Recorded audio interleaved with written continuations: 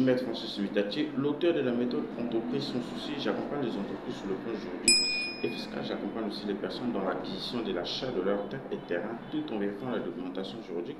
J'accompagne aussi les personnes dans l'immatriculation de leurs terres et terrains tout en vérifiant la documentation juridique. Alors, ceux qui veulent protéger leur parcelle, nous sommes là pour vous accompagner jusqu'à la délivrance des titres fonciers.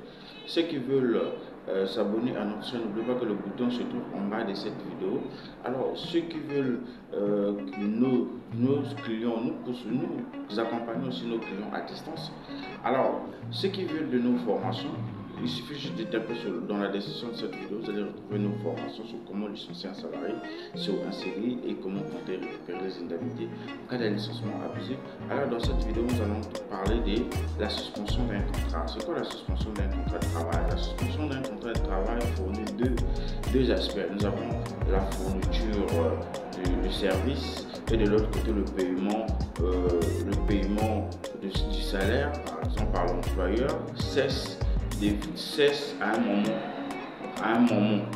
Et cela ne parle pas de la rupture du contrat de travail, on parle de la suspension du contrat de travail, c'est-à-dire le contrat de travail est suspendu, c'est-à-dire que le travailleur ne peut plus fournir ses services et de l'autre côté, si l'employeur ne peut plus rémunérer son travailleur, donc cela cesse à un moment donné. Maintenant, quelles sont les causes qui fassent que le contrat de travail puisse être suspendu? Nous avons par exemple les congés. Vous voyez, les congés permettent à un salarié de prendre un certain repos, c'est-à-dire de prendre ses congés et d'aller se reposer à la maison. Cependant, ces congés ne veulent pas dire rupture du contrat de travail. Donc, les congés font partie d'un repos et ça fait partie de la suspension du contrat de travail. C'est là on suspend le contrat de travail du salarié et l'employeur aussi ne rémunère pas le salarié qui a été suspendu, que le contrat a été suspendu. Alors, nous avons aussi les congés de maternité. Par exemple, les femmes qui sont enceintes, les dames qui travaillent dans l'entreprise et les dames qui sont enceintes. Voilà, les dames qui sont enceintes, qui travaillent dans votre entreprise, au jour de la maternité, vous devez leur donner des congés de maternité parce que ça leur permet d'aller travailler à la maison et de faire jusqu'à ce d'attendre l'accouchement. Cependant, le contrat de la dame qui est partie pour les congés de maternité ne sera pas supprimé ou n'aura pas une rupture du contrat parce que c'est juste un repos qu'on leur donne jusqu'à l'accouchement. Maintenant, cependant, le contrat ne sera pas, c'est-à-dire qu'il n'y a pas la rupture du contrat, mais il y a la suspension du contrat.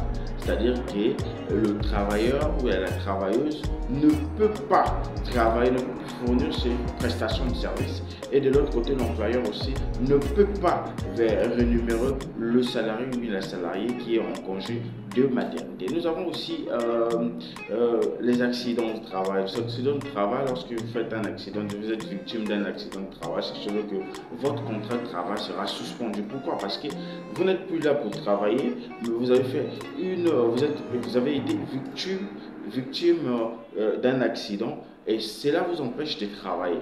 À ce moment-là, on parle de la suspension du contrat de travail. Alors, c'est-à-dire que vous ne pouvez plus fournir vos prestations de service dans votre entreprise et de l'autre côté, l'employeur aussi ne peut plus vous rémunérer. Pourquoi? Parce que votre contrat de travail a été suspendu. Alors, cependant, je vous réserve la suite dans la méthode Entreprise sans souci. Si vous voulez savoir, posez-moi des questions dans la description de cette vidéo ou soit m'appeler par mail. Mes contacts sont affichés. Alors, je vous invite aussi à cliquer dans la description de cette vidéo. Vous allez retrouver nos formations sur comment licencier un salarié sur un CDI et comment compter récupérer les indemnités en cas d'un licenciement abusif. Alors, je vous dis merci, à la prochaine vidéo.